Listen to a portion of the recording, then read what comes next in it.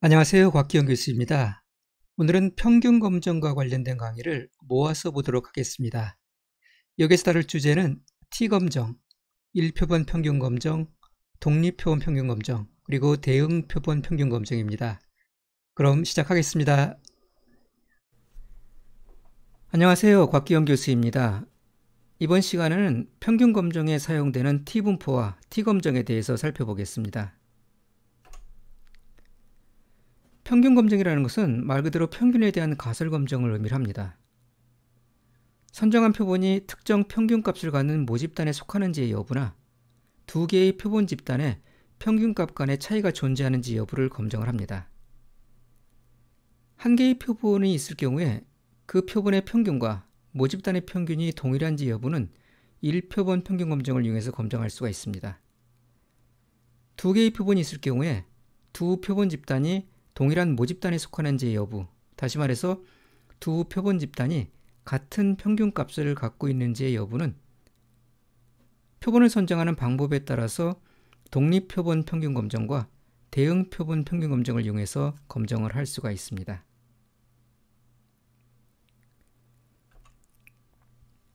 평균에 대한 가설 검정은 T검정을 통해서 수행을 할 수가 있습니다.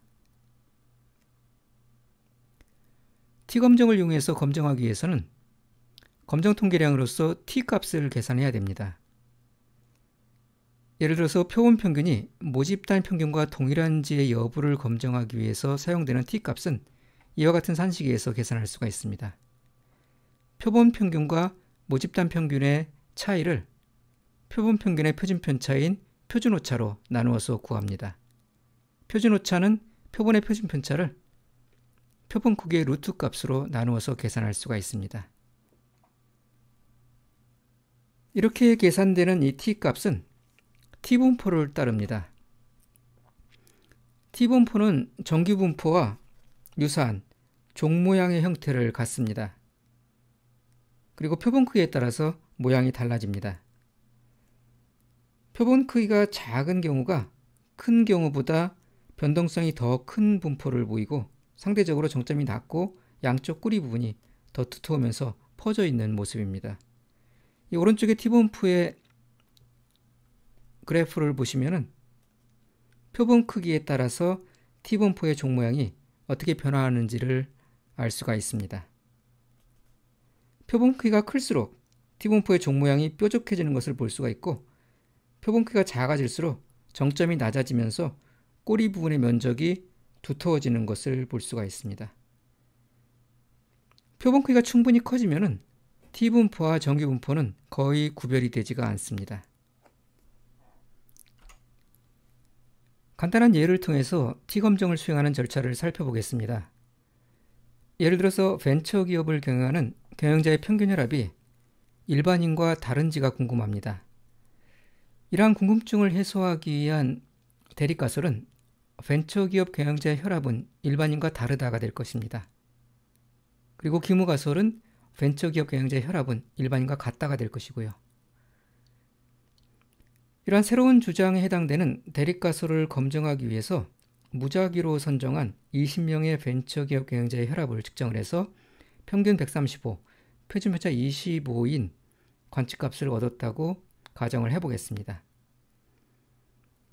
모집단에 대응되는 일반인의 혈압 평균이 115로 알려져 있다고 가정을 해보겠습니다. 그럼 이러한 정보를 바탕으로 해서 벤처기업 경영자의 혈압이 일반 사람과 다르다는 주장을 검증을 할 수가 있습니다. 대립가설이 벤처기업 경영자의 혈압은 일반인과 다르다이기 때문에 만약에 표본으로부터 얻은 표본 평균이 115보다 상대적으로 크거나 115보다 상대적으로 작은 경우에는 모두 대립가설의 주장을 지지하는 증거로 사용될 수가 있습니다. 그래서 우리가 표본으로부터 얻은 평균이 일반인들의 혈압에 분포하여서 얼마나 드문지 혹은 얼마나 흔한지를 평가를 할 때 상대적으로 높은 혈압과 상대적으로 낮은 혈압이 나타날 가능성을 모두 고려를 해야 됩니다. 이렇게 양쪽의 가능성을 모두 고려한다 그래서 이러한 형태의 가설 검정을 양측 검정이라고 얘기를 합니다. 반면에 단측 검정은 대립가설이 벤처기업 경영자의 혈압은 일반인보다 높다 혹은 일반인보다 낮다 이런 식으로 표현이 됩니다. 그래서 이럴 때는 높다 낮다의 그런 방향성이 있기 때문에 그런 한쪽 방향에 발생할 가능성만을 고려를 하게 됩니다. 여기에서는 일반인과 다르다기 때문에 양쪽의 가능성을 모두 고려한 양측 검정을 수행을 합니다. 가설 검정을 위해서는 먼저 검정 통계량 T값을 계산을 해야 됩니다. 검정 통계량 T값은 앞서 살펴본 산식을 통해서 쉽게 계산할 수가 있습니다. 표본 평균과 모집단 평균의 차이를 표본 평균의 표준 편차인 표준 오차로 나누어서 계산을 합니다. 이렇게 표본으로부터 얻은 T값이 기무가설이 사실이란 전제하에서 얼마나 흔히 관찰될 수 있는 것인지 혹은 얼마나 드물게 관찰될 수 있는 것인지를 평가를 해서 그걸 통해서 가설 검정을 수행을 할 수 있습니다. 그러면 기무가설이 사실이란 전제하에서 만들어지는 T분포를 그려보고 그 T분포상에서 지금 계산된 3.58이 발생할 가능성이 얼마나 높은지 낮은지를 그래프로 그려서 한번 살펴보도록 하겠습니다.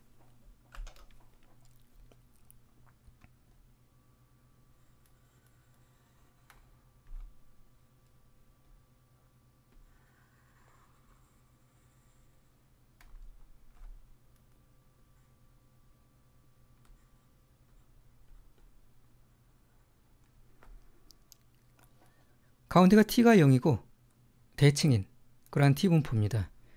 T가 0인 이 지점은 실제 혈압으로 표현한다 그러면은 모집단의 평균인 115에 대응이 됩니다. 우리가 표본으로부터 얻은 135로부터 계산된 T값 3.58은 T0이 가운데 있기 때문에 오른쪽 끝부분에 있겠죠. 그래서 오른쪽 끝부분에 예를 들면 이 위치에 3.58이 있다 그러면은 우리는 지금 이 3.58 혹은 그 이상이 발생할 확률이 얼마인지가 지금 궁금한 겁니다. 이 3.58에 대응되는 실제 혈압은 우리가 표본으로부터 계산된 135가 되죠. 그래서 모집단의 혈압의 평균이 115라는 가정하에서 135 이상의 혈압이 발생할 확률을 계산해 갖고 그것이 0.05보다 작으면은 우리는 유의수준 5%에서 기무가설을 기하고 대립가설을 채택을 합니다. 다시 말해서 벤처기업 경영자 혈압은 일반인보다 크다라고 얘기할 수가 있죠. 근데 우리는 대립가설이 그게 아니죠. 벤처기업 경영자 혈압이 일반인보다 크다가 아니라 벤처기업 경영자 혈압은 일반인과 다르다입니다. 그래서 아까 말씀드린 대로 다르다는 것은 이 작은 부분도 같이 고려해야 되기 때문에 3.58에 대칭이 되는 마이너스 3.58 이하가 발생할 확률도 함께 고려를 합니다. 그러면은 3.58이 115로부터 20만큼 떨어진 부분이기 때문에 마이너스 3.58에 대응되는 실제 혈압은 95가 될 겁니다. 그래서 벤처기업 경영자 혈압이 일반인과 다르다라는 대립가설을 우리가 채택할지 여부는 이렇게 빨간색으로 빗금쳐 있는 이 두 부분의 확률이 얼마나 드문지 혹은 흔한지를 가지고 평가를 하게 되는 거죠. 그래서 이 두 분의 확률 값이 P라고 했을 때 P가 0.05보다 작은지를 평가를 해서 만약에 0.0보다 작으면은 모집단의 혈압평균 115라는 가정하에서는 굉장히 드문 현상이 관찰된 것이기 때문에 우리는 기무가설을 기억하고 대립가설을 채택을 하게 됩니다. 벤처기업 경영자의 혈압은 일반인과 다르다라고 결론을 내리는 거죠. 그럼 이 3.58 이상이 발생할 확률과 마이너스 3.58 이하가 발생할 확률을 계산을 해줘야 되겠죠. 그러니까 R을 이용하면 쉽게 계산을 할 수가 있습니다. R 환경으로 이동을 해서 한번 계산을 해보겠습니다.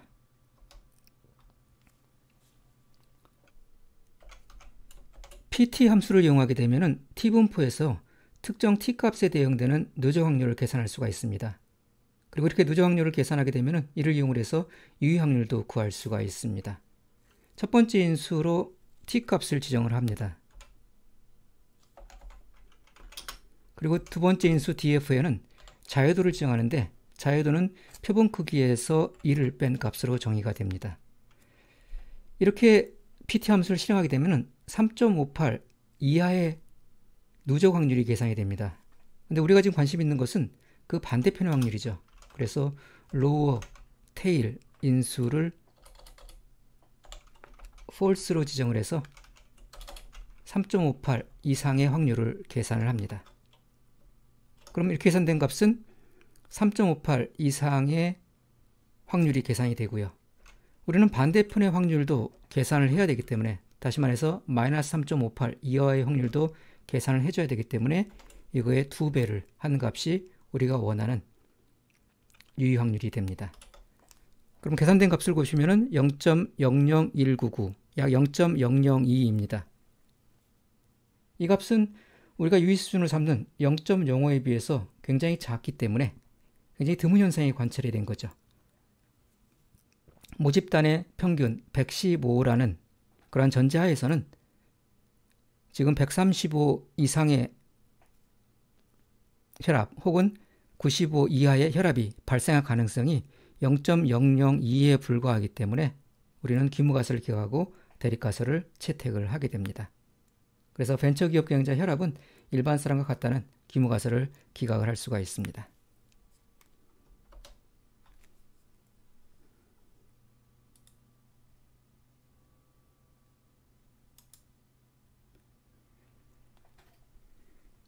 또는 이렇게도 해볼 수가 있습니다. 유의수준 0.05에 대응되는 t값을 구한 다음에 표본으로부터 계산된 관측된 t값과 비교를 합니다. 양측 검증을 할 경우에 관측된 t값이 유의수준에 대응되는 t값보다 t분포상에서 더 바깥쪽에 있으면, 다시 말해서 절대값으로 비교해서 더 크면 기무가설을 기각을 하게 됩니다. 한번 그림으로 조금 더 살펴보겠습니다. 다시 t분포를 한번 그려보겠습니다.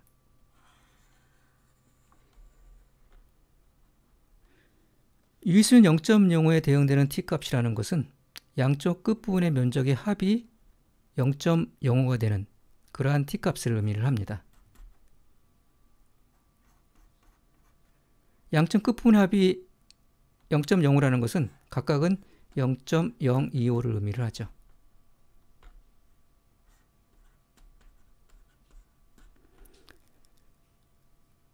그래서 이 부분에 대응되는 t값을 산출을 한 다음에 우리가 표본으로부터 계산된 3.58이 이 경계선의 바깥쪽에 있는지 혹은 안쪽에 있는지를 살펴봅니다.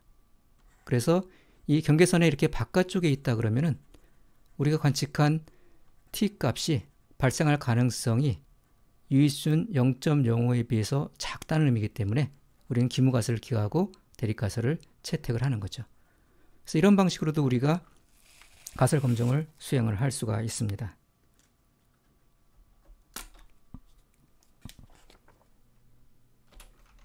QT 함수를 이용하면은 특정 확률에 대응되는 t값을 산출할 수가 있습니다.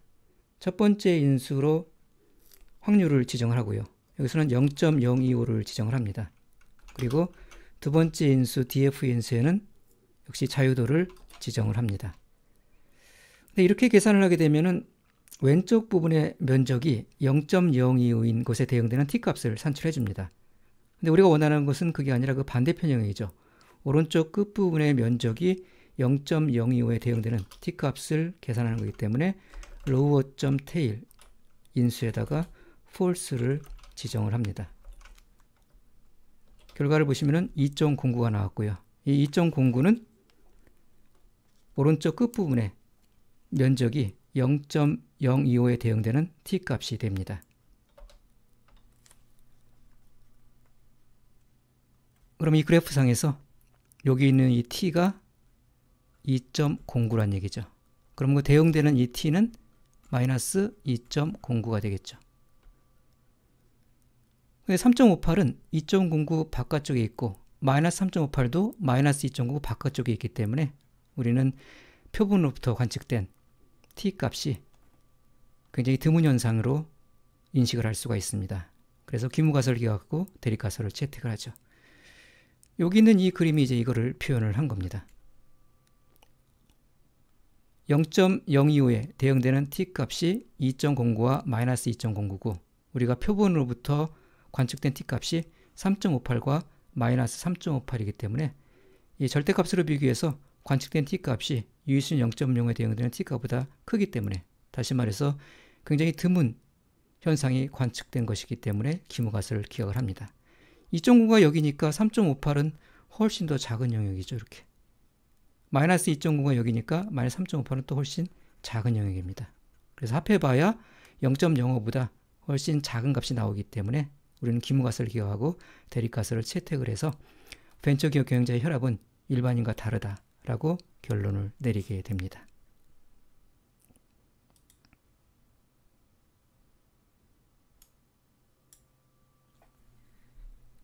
이러한 T검정 결과에 비춰볼 때 벤처기업 경영자의 평균 혈압은 일반 사람의 평균 혈압인 115라고 얘기할 만한 통계적 근거가 없다는 것을 알았습니다. 하지만 그렇다고 해서 표본에 의해서 계산된 평균 혈압 135가 벤처기업 경영자 모집단의 평균이라고 얘기하는 것 역시 무리가 있습니다. 왜냐하면 이 평균값은 표본마다 차이가 있을 것이기 때문입니다. 사실 벤처기업 경영자 모집단의 실제 평균 혈압을 정확히 알 수는 없습니다. 하지만 T분포의 특성을 이용하면 모집단 평균의 가능한 범위를 예측을 해볼 수가 있습니다. 우리는 앞서 가설 검증을 위해서 벤처기업 경영자 20명을 선정하고 그로부터 평균 혈압 135를 구했습니다. 이와 유사한 방식으로 벤처기업 경영자 모집단으로부터 임의로 20명을 선정하는 작업을 반복해서 혈압의 평균을 구하고 이렇게 구한 혈압의 평균을 T값으로 환산을 하게 되면 이렇게 구해진 T값 가운데서 95%는 마이너스 2.09와 2.09의 범위 내에 존재하게 됩니다. 나머지 5%는 이 범위를 벗어나 양쪽 끝 꼬리 부분에 포함이 됩니다. 이를 산식으로 표현하면 이렇게 표현할 수가 있습니다. T값의 95%는 마이너스 2.09와 2.09 사이에 존재를 합니다. T를 계산하는 공식은 이와 같기 때문에 T 대신에 이 산식을 집어넣게 되면 임의의 표본 평균 가운데 95%는 이러한 범위에 속하게 됩니다. 이 식을 다시 모집단 평균에 대해서 정리를 하게 되면 모집단 평균은 이와 같은 범위에 속하게 됩니다. 그래서 이러한 식을 이용을 하게 되면 우리는 임의 표본으로부터 산출된 표본 평균과 표준 오차 정보를 바탕으로 95%의 미드마에서 모집단 평균이 포함되는 범위를 계산할 수가 있습니다. 그래서 범위를 계산하게 되면 하한값은 표본 평균에서 2.09배의 표준 오차만큼 뺀 값이 되고 상한값은 반대로 표본 평균에 2.09배의 표준 오차를 더한 값이 됩니다. 이와 같은 범위를 모집단 평균의 95% 신뢰 구간이라고 합니다. 그래서 이렇게 구해진 모집단 평균의 95% 신뢰 구간은 123.3부터 146.7까지가 됩니다. 신뢰 구간 내에 모집단 평균이 포함되는 경우와 그렇지 않은 경우를 예를 통해 좀 더 살펴보겠습니다. 왼쪽의 경우는 95% 신뢰 구간 내에 모집단 평균이 포함되는 경우이고 오른쪽과 같은 경우는 95% 신뢰 구간 내에 모집단 평균이 포함되지 않는 경우입니다. 먼저 왼쪽을 보시면은 모집단의 평균은 이 표본의 평균으로부터 1.5배 표준 오차만큼 떨어져 있습니다. 반면에 신뢰 구간은 그보다 더 긴 2배만큼 연장되어 있기 때문에 그림에서 보는 것처럼 신뢰 구간은 미지의 모집단 평균을 포함을 합니다. 오른쪽을 보시면은 표본의 표본 평균이 모집단 평균에서 2배의 표준 오차를 초과하는 거리만큼 떨어져 있습니다. 그래서 그림에서 보시는 것처럼 모집단 평균에 대한 95% 신뢰 구간 내에 모집단 평균이 포함이 되지 않고 있습니다. 우리는 사실 선택된 표본의 평균이 미지의 모집단 평균과 얼마만큼 차이가 나는지는 알 수가 없기 때문에 우리가 도출한 신뢰 구간이 모집단 평균을 실제로 포함하는지 여부는 알 수가 없습니다. 하지만 우리는 선택된 표본으로부터 계산된 모집단 평균에 대한 95% 신뢰 구간을 이용해서 95%의 신뢰 구간이 모집단의 평균을 포함할 가능성은 100개의 표본 가운데서 95개일 것이라고 예측해 보는 것은 가능합니다. 이는 다시 말해서 100개의 표본으로부터 구한 신뢰 구간 중 95개는 이 왼쪽 경우처럼 모집단의 평균을 포함하게 된다는 의미이기도 합니다. 이는 또한 100개의 표본 가운데 5개는 오른쪽과 같이 실제로 신뢰 구간 내에 모집단의 평균을 포함하지 않게 된다는 것을 의미하기도 합니다. 이번 시간에는 평균 검정에 사용되는 T분포와 T검정에 대해서 살펴봤습니다. 다음 시간에 또 뵙도록 하겠습니다. 안녕하세요. 곽기영 교수입니다. 이번 시간에는 T검정을 이용한 1표본 평균 검정에 대해서 살펴보겠습니다. 1표본 평균 검정이란 하나의 표본 데이터를 이용해서 모집단의 평균이 특정 값과 같은지를 검정하는 것을 얘기를 합니다. 1표본 평균 검정은 표본 집단이 특정 모집단과 일치하는지 혹은 그렇지 않은지를 알고 싶을 때 이용을 할 수가 있습니다. 벤처기업 경영자의 혈압이 일반 사람들의 혈압과 같은지 혹은 다른지가 궁금하다 그러면은 1표본 평균 검정을 이용을 할 수가 있습니다. 또 하나의 예를 든다 그러면은 가구당 소득에 대한 표본 데이터를 바탕으로 기존에 알려진 우리나라의 가구당 소득이 맞는지 검정하는 것도 이러한 1표본 평균 검정에 해당이 됩니다. R을 이용해서 1표본 평균 검정을 수행하는 절차를 보다 구체적으로 살펴보겠습니다. 매스 패키지에 포함되어 있는 캐츠 데이터셋을 이용을 하겠습니다. 캐츠 데이터셋에는 고양이의 성별에 따른 몸무게와 심장 무게가 기록되어 있습니다. 모두 144개의 관측값으로 구성되어 있고 3개의 변수를 포함을 하고 있습니다. 섹스 변수에는 성별이 저장되어 있습니다. BWT 변수에는 고양이의 몸무게가 기록되어 있고 HWT 변수에는 고양이의 심장 무게가 저장되어 있습니다. 고양이의 몸무게는 킬로그램 단위로 측정되어 있고 심장 무게는 그램 단위로 측정되어 있습니다. 고양이의 몸무게가 2.6kg 정도라고 알려져 있다고 가정을 해보겠습니다. 그런데 어떤 수의사가 자신의 병원에 오는 고양이들을 관찰을 해보니까 2.6kg은 아니다 라는 주장을 하고 있습니다. 그래서 그러한 주장이 맞는지를 검증을 하기 위해서 고양이 144마리를 표본으로 삼아갖고 이와 같은 데이터를 수집을 했다고 가정을 해보겠습니다. 그래서 이 144마리 고양이 데이터를 이용을 해서 수의사의 새로운 주장이 옳은지를 검증을 해보겠습니다. 그럼 이때의 대립가설은 고양이의 몸무게는 2.6kg이 아니다가 될 것이고요. 귀무가설은 고양이의 몸무게는 우리가 알고 있던 대로 2.6kg이다가 될 것입니다. 그래서 이러한 주장을 검증하기 위해서 1표본 평균 검정을 사용을 할 수가 있습니다. R에서는 T점 테스트 함수를 이용해서 1표본 평균 검정을 할 수가 있습니다. 첫 번째 인수에는 데이터셋을 지정합니다. 여기서는 고양이의 몸무게에 대한 평균을 검증하기 때문에 캐치 데이터셋에 몸무게를 나타내는 BWT 인수를 지정을 합니다. 그리고 두 번째 인수 뮤 인수에는 검증하고자 하는 모집단 평균을 지정을 합니다.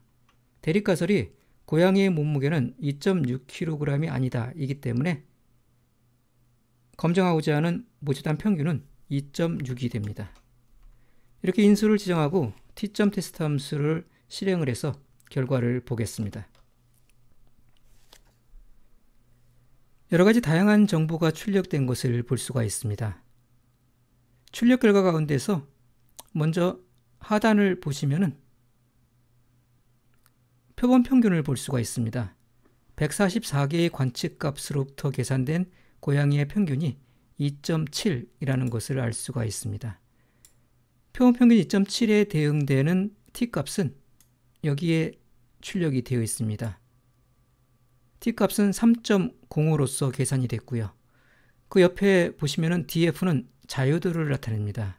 자유도는 표본 크기에서 1을 뺀 값으로 계산이 되기 때문에 현재 표본 크기가 144니까 144에서 1을 뺀 143이 자유도로 출력이 되어 있고요. 오른쪽 끝에 P밸류는 P값, 다시 말해서 유의 확률을 의미를 합니다. 여기서는 대립가설이 고양이의 몸무게는 2.6kg이 아니다 이기 때문에 양측 검정을 수행을 합니다. 그래서 여기 있는 이 p-value는 t값이 3.05보다 크거나 혹은 t값이 마이너스 3.05보다 작을 확률을 의미를 합니다. 그래서 양쪽 부분의 확률의 합으로서 p-value, 유의 확률이 계산이 됐습니다. 그 밑에는 대립가설이 무엇인지를 보여주는 문장이 나와 있습니다. 여기서 truemean이라는 것은 모집단의 평균을 의미를 합니다. 그래서 모집단의 평균이 2.6이 아니다 하는 것이 우리가 지금 검증하고자 하는 대립가설에 해당이 됩니다. 그 밑에는 미지의 모집단 평균에 대한 95% 신뢰 구간을 출력을 해준 걸 볼 수가 있습니다. 95%의 믿음하에서 미지의 모집단 평균은 2.64에서 2.80 사이라고 지금 출력을 하고 있습니다. 자, 이러한 가설 검정 관련된 정보를 바탕으로 해서 대립가설 고양이의 몸무게는 2.6kg이 아니다를 검증을 해보겠습니다. 현재 P값이 0.002로서 유의 수준을 0.05로 사용한다 그러면은 0.05에 비해서 매우 작기 때문에 우리가 규모가설을 기각을 하고 모집단에서 고양이의 몸무게가 2.6kg은 아니라고 결론 내릴 수가 있습니다. 다시 말해서 대립가설을 채택을 하게 됩니다. 2.6kg이라는 고양이 몸무게가 사실이라는 가정하에서 표본으로부터 관측된 검정 통계량 t값이 3.05 이상 또는 마이너스 3.05 이하가 될 확률이 보신 것처럼 0.002에 불과하기 때문에 이는 발생 가능성이 매우 작은 드문 경우로 볼 수가 있습니다. 따라서 고양이 몸무게가 2.6kg이라는 가정은 틀렸고 표본 데이터는 모집단 평균이 2.6kg이라는 규모가설을 지지하지 못합니다. 그래서 수의사가 얘기하는 새로운 주장, 고양이의 몸무게 평균은 2.6kg이 아니다 라는 새로운 주장을 받아들이게 됩니다. 만일 고양이의 몸무게가 2.7kg인지 여부를 검증하면 결과가 어떻게 달라지는지 살펴보겠습니다. 미인수의 모집단 평균으로서 2.7을 지정을 합니다. 결과를 보시면 P값이 0.5603이 나온 걸 볼 수가 있습니다. 유의 수준을 0.0으로 사용한다고 했을 때 0.5603은 0.05에 비해서 매우 크기 때문에 모집단에서의 고양이 몸무게가 2.7kg이라는 규모가설을 기각을 하지 못하고 채택을 하게 됩니다. 모집단 평균이 2.7이라는 가정하에서 표본으로부터 관측된 값이 발생할 가능성이 56%이기 때문에 굉장히 흔한 현상이 발생을 한 거죠. 그래서 표본으로부터 관측된 값은 규모가설을 기각을 하지 못하고 규모가설을 채택하는 그러한 증거로서 사용이 됩니다. T점 테스트 함수는 달리 지정하지 않는 한 양측 검정을 수행을 합니다. T점 테스트 함수의 도움말을 보겠습니다. 올터너티브 인수에 양측 검정 또는 단측 검정을 지정을 할 수가 있습니다. 기본값으로 two-sided가 지정이 돼서 양측 검정을 수행을 합니다. 단측 검정을 수행하기 위해서는 방향에 따라서 less 또는 greater를 지정을 할 수가 있습니다. 예를 들어서 고양이의 몸무게가 2.6kg보다 크다는 새로운 주장을 검증을 해보겠습니다. 다시 말해서 대립가설이 고양이의 몸무게는 2.6kg보다 크다가 되는 것이고요. 그에 대응되는 규모가설은 고양이 몸무게는 2.6kg보다 작거나 같다가 되는 겁니다. 그럼 올터너티브 인수에다가 크다는 주장을 검증하기 때문에 greater를 지정을 합니다. 1표본 평균 검정 결과를 보시면은 P값이 0.001이 나온 걸 볼 수가 있습니다. 이 검정 결과 P값이 유의수준 0.05에 비해서 매우 작기 때문에 규모가설을 지지하지 못하고 규모가설을 기각을 하게 됩니다. 다시 말해서 대립가설을 채택함으로써 고양이의 몸무게는 2.6kg보다 크다라고 결론을 내릴 수가 있습니다. T점 테스트 함수는 그 결과로서 리스트 객체를 반환합니다. 그래서 P값을 비롯해서 다양한 분석 결과가 리스트 객체의 원소로 저장이 됩니다. 가설 검정 결과를 변수로 한번 저장을 해 보겠습니다.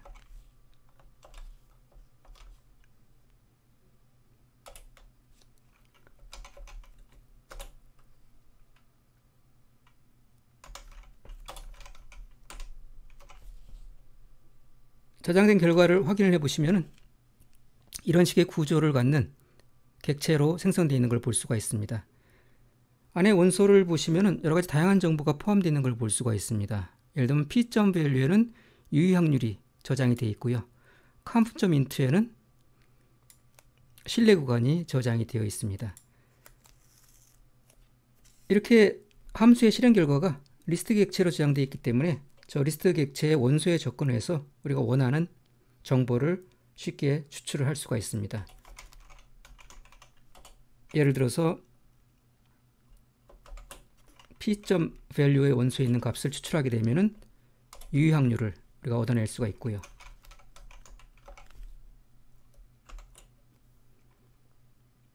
conf.int 원소에 있는 값을 추출하게 되면은 신뢰 구간을 구할 수가 있습니다. t.test 함수는 달리 지정하지 않는 한 지금 보시는 것처럼 95% 신뢰 구간을 계산을 해줍니다. t.test 함수의 도움말을 다시 한번 보시면은 conf.level이라는 인수가 있습니다. 기본값으로 0.95가 지정이 되어 있어 갖고 95% 신뢰 구간을 계산을 해주고요. 여기 0.99를 지정하게 되면은 99% 신뢰 구간을 구할 수가 있습니다. 그래서 99% 신뢰 구간을 구하기 위해서 conf.level 인수에다가 0.99를 지정을 해 보겠습니다.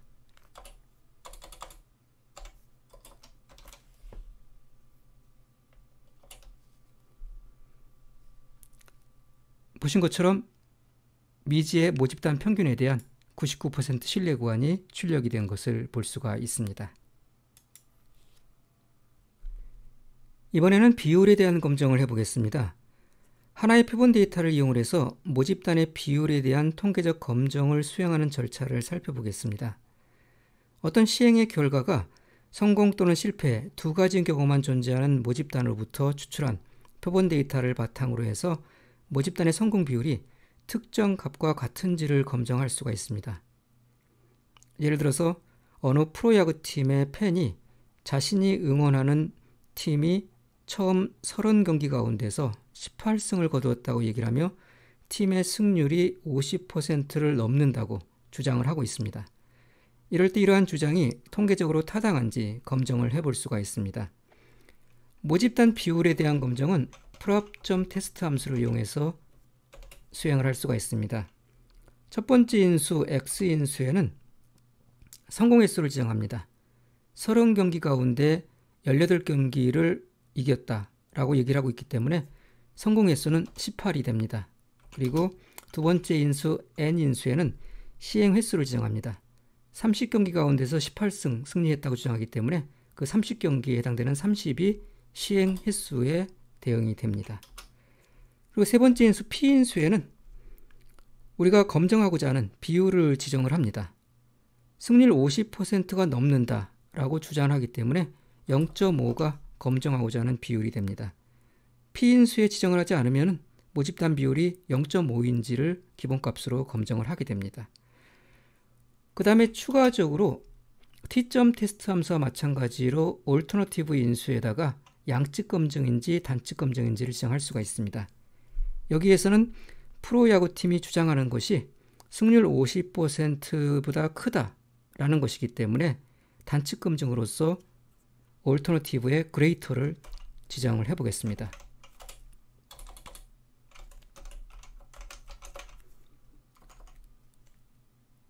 그러면 30경기 가운데서 18경기를 승리한 표본 데이터를 이용해서 프로야구팀의 승률이 50%보다 크다고 할 수 있는지 이 prop.test 함수를 이용해서 검증을 할 수가 있습니다. 검증 결과를 보시면은 P값이 0.1807이 나왔습니다. 유의수는 0.05를 기준으로 할 때 0.05에 비해서 매우 크기 때문에 이 모집단 비율이 0.5보다 크다고 하는 그러한 대립가설의 주장을 우리가 기각을 할 수가 있습니다. 그래서 주어진 데이터는 이 프로야구 팀의 승률이 50%보다 크다고 주장할 만한 충분한 증거가 되지가 못합니다. 비록 30경기 가운데서 18경기를 이겼기 때문에 승률이 60%이긴 하지만은 모집단의 승률이 50%라는 가정하에서도 이 정도의 승률이 나오는 것은 18% 이상이기 때문에 유수는 5%의 기준으로 삼았을 때 굉장히 흔한 현상이 관측이 된 거죠.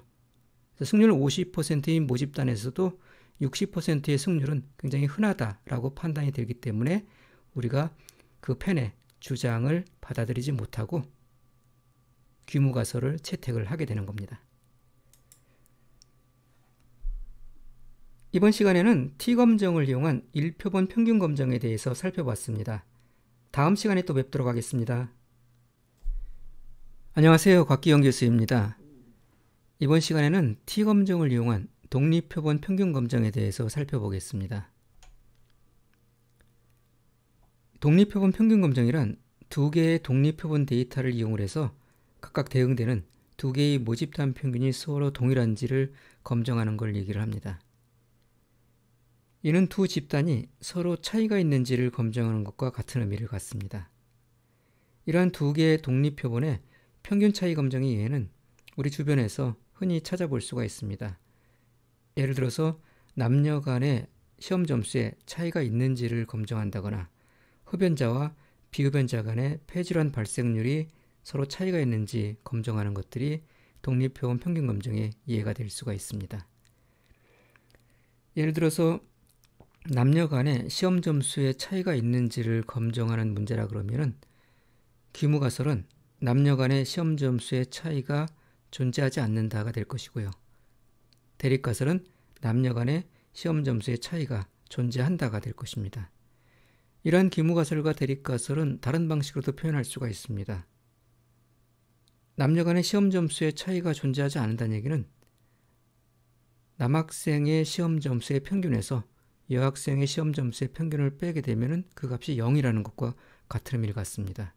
그래서 귀무가설을 남녀 간의 시험 점수의 차이는 0이다 라고 표현할 수도 있고요. 그러면 그에 대응되는 대립가설은 남녀 간의 시험 점수의 차이는 0이 아니다 와 같이 표현을 할 수도 있습니다.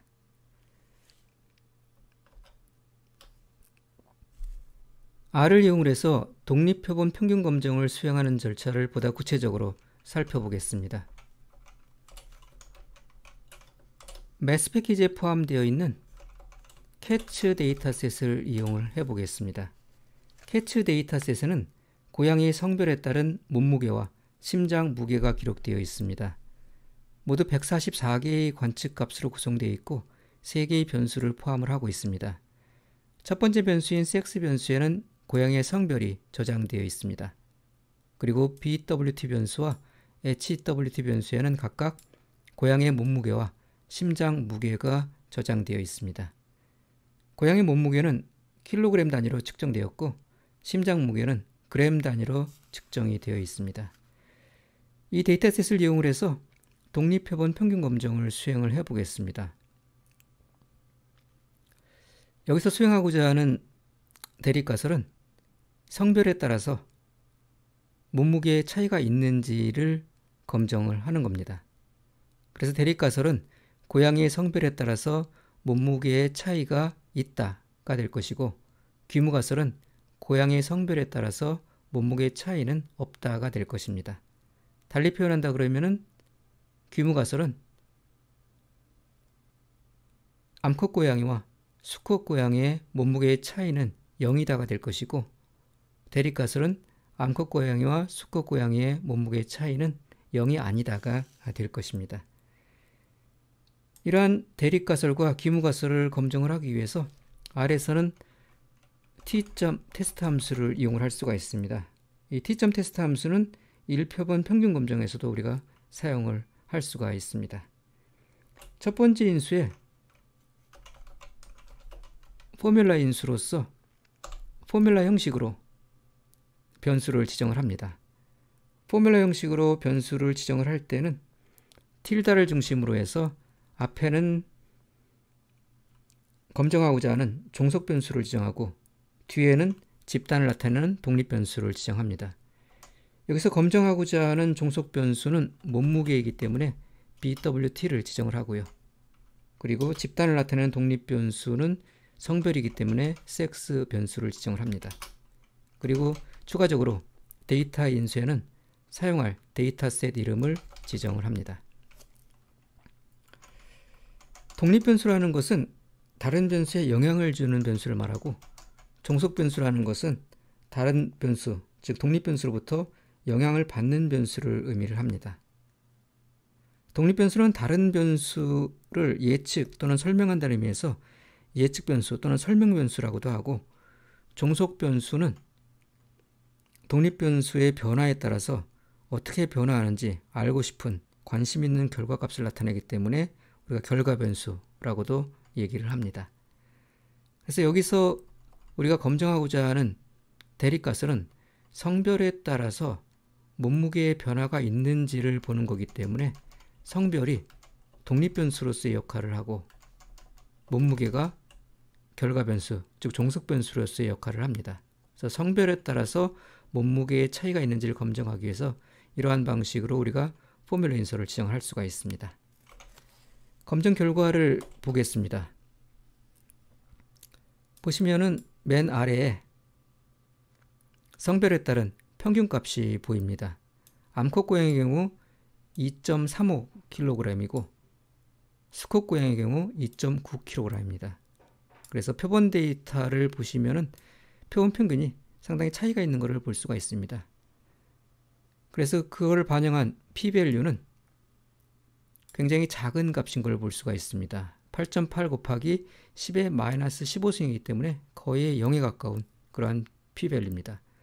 이건 무슨 얘기냐 하면은 모집단에서 암컷 고양이와 수컷 고양이의 평균의 차이가 0이라는 그러한 분포하에서 지금 표본에서의 관측된 것과 같은 이러한 표본 평균의 차이가 발생할 확률이 거의 0에 가깝다는 뜻입니다. 그렇기 때문에 규모가설이 옳다는 전제는 우리가 받아들일 수가 없고, 암컷 고양이와 수컷 고양이의 두 집단의 몸무게의 차이가 없다는 규모가설을 기각을 할 수가 있습니다. 그래서 유의수준 0.05 혹은 0.01에서 고양이는 성별에 따라 몸무게에 있어서 차이가 존재한다라고 결론을 내리게 됩니다. 또는 95% 신뢰 구간을 보고서도 동일한 결론을 내릴 수가 있습니다. 95% 신뢰 구간 내에 0이 포함이 되어 있지 않습니다. 이는 다시 말해서 모집단에서 두 집단의 몸무게 차이가 0이 아니라는 것을 의미를 합니다. 따라서 신뢰 구간을 통해서도 두 집단 간의 몸무게의 차이가 존재한다는 동일한 결론에 도달을 할 수가 있습니다. T점 테스트 함수는 포뮬러 형식으로 인수를 지정할 수도 있지만 두 표본 데이터를 직접 인수로 제공하는 방식으로도 독립표본 평균 검정을 수행을 할 수가 있습니다. 먼저 암컷 고양이와 수컷 고양이의 몸무게를 각각 별도의 벡터로 추출을 해보겠습니다.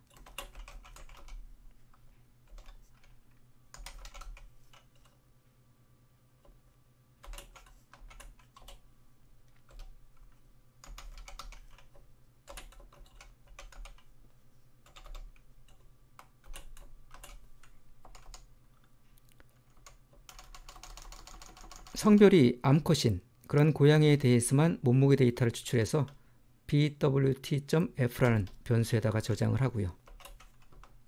그 다음에 성별이 수컷인 고양이들만을 추출해서 그 몸무게를 bwt.m이라는 변수에다가 저장을 해보겠습니다.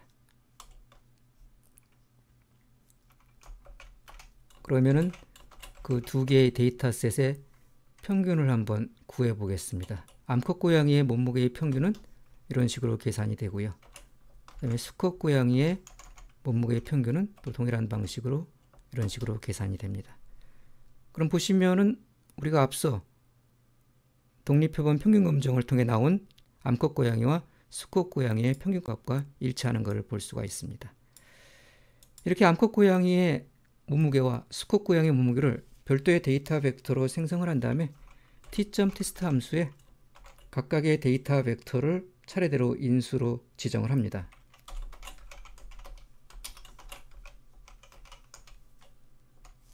그러면은 앞서 했던 것과 동일한 그러한 독립표본 평균 검정을 수행을 할 수가 있습니다. 이번에는 집단 간의 비율이 동일한지 검정을 해보겠습니다. 시행의 결과가 성공 또는 실패로 구성된 2개 이상의 집단으로부터 표본 데이터를 추출해서 이 집단들의 성공 비율이 모두 동일한지 검정을 할 수가 있습니다. 예를 들어서 폐질환자 대비 흡연자의 비율이 병원에 따라서 차이가 있는지 궁금할 수가 있습니다. 그럼 이때의 대립가설은 폐질환자 대비 흡연자의 비율이 병원에 따라 다르다가 될 것이고요. 그에 대응되는 규모가설은 폐질환자 수 대비 흡연자의 비율은 어느 병원에서나 모두 똑같다가 될 것입니다. 그래서 그러한 대립가설을 우리가 검증하기 위해서 집단 간의 비율이 동일한지 테스트를 해볼 수가 있습니다. 예를 들어서 4개의 병원으로부터 폐질환자 수하고 그 환자 가운데 흡연자 수를 조사했다고 가정을 해보겠습니다.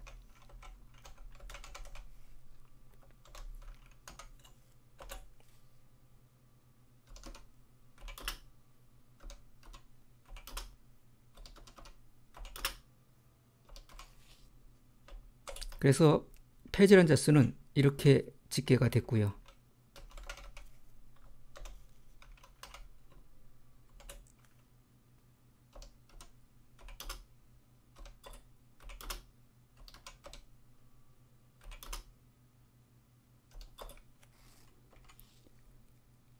그 가운데 흡연자 수는 이렇게 집계가 됐습니다.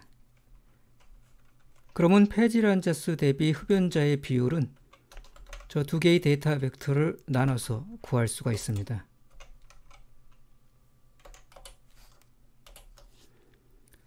이렇게 계산된 이 4개의 비율은 4개의 병원 각각에 대해서 폐질환자 수 대비 흡연자의 비율이 됩니다. 규모가설은 이 4개의 비율이 모집단에서도 모두 동일할 것이다 라는 것이고요. 우리가 검증하고자 하는 대립가설은 이 4개의 비율이 모집단에서 다를 것이다 가 될 것입니다. 그래서 이러한 대립가설을 검증하기 위해서 우리가 prop.test 함수를 이용을 할 수가 있습니다. prop.test 함수의 첫 번째 인수에는 어떤 사건이 발생한 횟수를 지정을 합니다. 여기에서는 흡연자 수가 그 사건에 대응되는 거기 때문에 흡연자 수를 지정을 합니다. 그리고 두 번째 인수인 n인수에는 대응되는 집단의 크기, 여기서는 폐질환자 수를 지정을 합니다. 그래서 검정 결과를 보시면은 p-value가 유의수준 0.05에 비해서 매우 작은 것을 볼 수가 있습니다. 그래서 모집단에서 4개 병원의 폐질환자 수 대비 흡연자의 비율이 모두 같다는 가정하에서 표본으로부터 관측된 이러한 비율이 발생할 가능성이 0.005로 굉장히 낮기 때문에 우리는 규모가설을 기각을 하고 대립가설을 채택을 합니다. 그래서 4개 병원의 폐질환자 대비 흡연자의 비율이 같다는 규모가설을 기각을 합니다. 따라서 폐질환자 대비 흡연자의 비율은 4병원에서 동일하지 않다라는 결론을 얻을 수가 있습니다. 이번 시간에는 T검정을 이용한 독립표본 평균 검정에 대해서 살펴봤습니다. 다음 시간에 또 뵙도록 하겠습니다. 안녕하세요. 곽기영 교수입니다. 이번 시간에는 T검정을 이용한 대응표본 평균 검정에 대해서 살펴보겠습니다. 우리는 지난 시간에 2개의 모집단 평균이 동일한지 여부를 검정하는 독립표본 평균 검정에 대해서 살펴봤습니다. 독립표본 평균 검정은 2개의 표본이 서로 독립인 모집단으로부터 추출되었다는 가정을 전제로 합니다. 두 개의 표본이 서로 독립이란 얘기는 한 표본의 관측값은 다른 표본의 관측값의 결정에 영향을 미치지 않는다는 뜻입니다. 남학생 집단의 시험 성적은 여학생 집단의 시험 성적을 결정하는 데 영향을 미치지 않습니다. 두 집단의 시험 성적은 서로 무관합니다. 그래서 두 집단의 시험 성적은 서로 독립이기 때문에 독립표본 평균 검정을 이용해서 두 집단 간 평균의 차이가 존재하는지를 검증을 할 수가 있습니다. 하지만 두 표본의 값이 쌍을 이루고 있는 경우에 쌍을 이룬 값은 서로 독립이 아닙니다. 예를 들어서 10명의 참여자를 대상으로 해서 다이어트 프로그램 참가 전과 다이어트 프로그램 참가 후에 몸무게를 측정을 해서 그 데이터를 수집을 했다고 했을 때 우리는 10명의 참여자 각각 2개씩의 데이터를 갖게 됩니다. 한 개는 다이어트 프로그램 참가 전의 몸무게고 또 하나는 다이어트 프로그램 참가 후의 몸무게입니다. 이럴 때 다이어트 프로그램 참가 전의 몸무게를 하나의 집단으로 보고 다이어트 프로그램 참가 후의 몸무게를 또 다른 집단으로 봤을 때 이 두 개의 집단 간에 평균값의 차이가 존재하는지를 검증을 할 때 이때는 독립표본 평균 검증을 이용을 할 수가 없습니다. 왜냐하면 두 개의 값은 서로 밀접한 관련이 있기 때문에 그렇습니다. 동일한 사람으로부터 다이어트 프로그램 참가 전의 몸무게와 다이어트 프로그램 참가 후의 몸무게를 측정을 했기 때문에 이렇게 쌍을 이룬 값은 서로 밀접한 관련이 있어서 독립이라고 볼 수가 없습니다. 이처럼 검증하려고 하는 두 개의 표본이 서로 독립이 아닌 모집단으로부터 추출되었다면 독립표본 평균 검증을 이용할 수가 없습니다. 이런 경우에 적용할 수 있는 평균 검증 방법을 대응 표본 평균 검증이라고 얘기를 합니다. 독립표본과 대응 표본이 어떻게 다른지 구체적인 예를 통해서 좀 더 살펴보도록 하겠습니다. 예를 들어 아침 식사가 IQ 테스트 점수에 미치는 영향을 분석하려고 할 때 두 가지 방식으로 실험을 설계할 수가 있습니다. 우선 첫 번째 방식은 무작위로 실험 대상자를 선정을 해서 두 개의 집단으로 나눕니다. 한 집단에는 아침 식사를 하고 IQ 테스트에 응하도록 하고 다른 집단에는 아침 식사를 거르고 IQ 테스트에 참가하도록 합니다. 그러면 우리는 각 실험 대상자에 대해서 하나씩의 IQ 테스트 점수를 얻게 됩니다. 이렇게 얻어진 두 집단의 표본은 독립표본입니다. 두 번째 방식은 무작위로 실험 대상자를 선정한 다음에 각 실험 대상자를 대상으로 IQ 테스트를 두 차례 실시합니다. 한 번은 아침 식사를 하고 테스트에 응하도록 하고 다른 한 번은 아침 식사를 하지 않은 상태에서 테스트에 참가하도록 합니다. 그러면 우리는 각 실험 대상자에 대해서 두 개의 IQ 테스트 점수를 얻게 됩니다. 이렇게 얻어진 표본은 대응 표본입니다. 이 두 가지 실험은 통계적으로 전혀 다른 의미를 갖습니다. 첫 번째 실험에서는 각 실험 대상자에 대해서 하나의 관측값만이 있으며 이 관측값들은 서로 독립입니다. 반면에 두 번째 실험에서 각 실험 대상자에 대해서는 두 개의 관측값이 있고 따라서 관측값들은 통계적으로 서로 독립이 아닙니다. 동일한 실험 대상자에 대해서 두 개의 관측값이 있기 때문에 두 개의 값은 서로 밀접한 관계를 갖게 됩니다. 독립표본에 대해서는 독립표본 평균 검증을 통해서 두 집단 간의 평균의 차이를 검증할 수가 있고 대응 표본에 대해서는 대응 표본 평균 검증을 이용해서 두 집단 간의 평균의 차이를 검증을 할 수가 있습니다. R을 이용해서 대응 표본 평균 검증 수행 절차를 보다 구체적으로 살펴보겠습니다.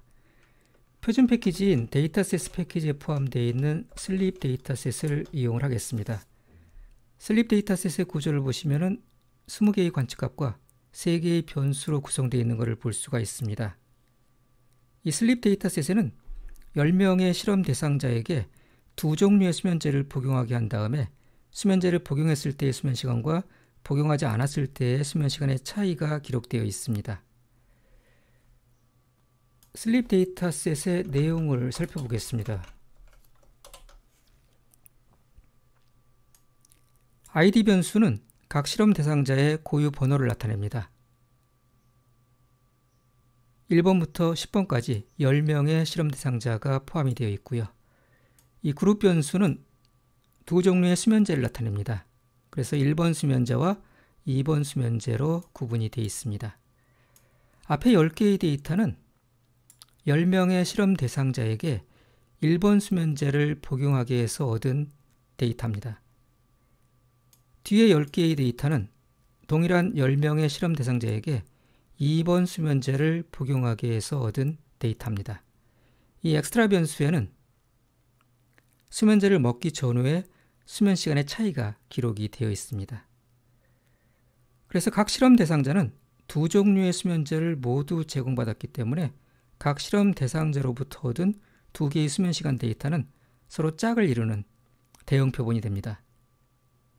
1번 실험 대상자로부터 1번 수면제를 복용하기 위해서 얻은 데이터가 하나 있고요. 동일한 1번 실험 대상자에 대해서 2번 수면제를 복용하기 위해서 얻은 데이터가 또 하나가 있습니다. 그래서 이 두 개의 데이터는 서로 짝을 이루는 대응 표본이 됩니다. 여기에서는 이 수면제에 따라서 수면 시간에서 차이가 있는지 검증을 해보겠습니다. 그러면 기무가설은 수면제에 따라서 수면 시간에 차이가 없다가 될 것이고, 대립가설은 수면제에 따라서 수면 시간에 있어서 차이가 있다가 될 것입니다. 1표본 평균 검정과 독립표본 평균 검정에 사용했던 T점 테스트 함수를 대응 표본 평균 검정에서도 동일하게 사용을 할 수가 있습니다. 첫 번째 인수에 포뮬러 형식으로 종속 변수와 독립 변수를 지정합니다. 여기선 종속 변수로서 수면 시간을 나타내는 엑스트라 변수를 지정을 합니다. 그리고 독립 변수로서 수면제를 나타내는 집단 변수인 그룹을 지정을 합니다. 데이터 인수에는 우리가 사용하고 있는 슬립 데이터셋의 이름을 지정을 하고요. 대응 표본 평균 검정을 수행하기 위해서는 추가로 페어드 인수에다가 true를 지정을 해야 됩니다. 이렇게 인수 지정을 하고 T점 테스트 함수를 수행을 하게 되면 대응 표본에 대한 평균 검정을 수행을 할 수가 있습니다. 결과를 보시면은 독립표본 평균 검정에서와 달리 두 집단의 평균값을 볼 수가 없습니다. 대신에 쌍을 이룬 두 측정값의 차이에 대한 평균값을 보여줍니다. P값을 보면은 0.002833으로서 유의수는 0.05에 비해서 매우 작습니다. 따라서 수면제에 따라서 수면 시간에 차이가 없다는 규모가설을 기각을 할 수가 있습니다. 두 수면제가 수면 시간에 미치는 영향은 다르다라고 결론을 내릴 수가 있습니다. 지금처럼 T점 테스트 함수의 종속 변수와 독립 변수 간의 관계를 포뮬러 형식으로 지정하기 위해서는 데이터셋이 롱 포맷 형태로 되어 있어야 됩니다. 데이터셋은 변수와 값을 어떻게 배열하는지에 따라서 일반적으로 와이드 포맷과 롱 포맷이라는 두 가지 형태를 갖습니다. 와이드 포맷은 말 그대로 너비는 넓고 길이는 짧게 데이터를 배열하는 것이고, 롱 포맷은 그와 반대로 길이는 길게, 너비는 좁게 데이터를 배열하는 걸 얘기를 합니다. 우리가 사용하고 있는 이 슬립 데이터셋은 롱 포맷의 데이터셋입니다. 그래서 우리가 T점 테스트 함수의 종속 변수와 독립 변수 간의 관계를 지정을 할 때 포뮬러 형식을 이용할 수가 있었습니다. 롱 포맷은 데이터셋에 포함된 변수와 변수 값을 두 개의 열로 표현을 합니다. 데이터셋에 포함된 모든 변수 목록을 나타내는 하나의 열과 이 변수에 대한 값을 나타내는 또 하나의 열을 갖습니다. 따라서 두 개의 열을 갖는 형태로 데이터가 아래로 길게 배열이 됩니다.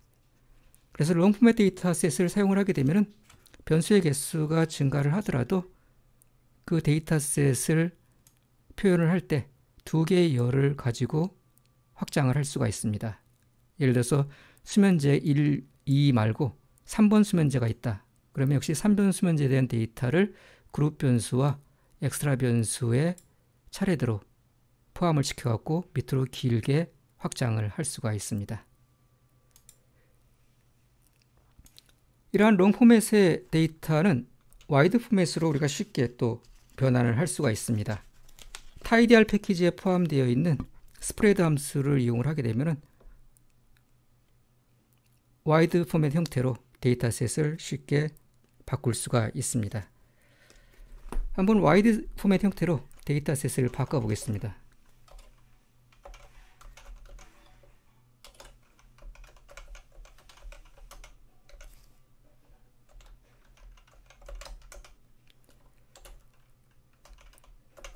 스프레드 함수의 첫 번째 인수에 롱 포맷의 데이터셋을 지정을 하고 키 인수에 변수 목록이 들어가 있는 열을 지정을 합니다. 그리고 value 인수에는 그 변수에 대응되는 값이 들어가 있는 열을 지정을 합니다.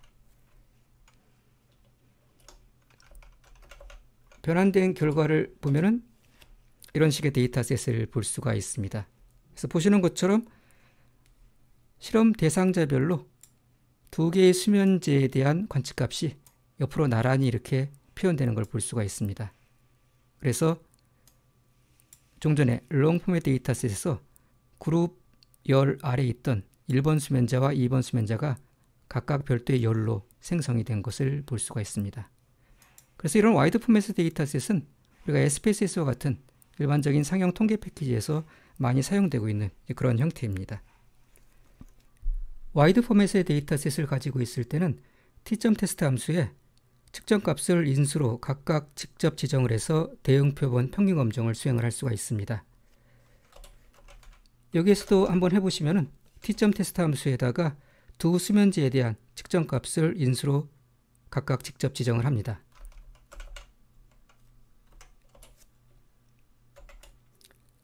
변수 이름이 숫자일 경우에는 쿼테이션 마크로 변수 이름을 감싸서 지정을 합니다.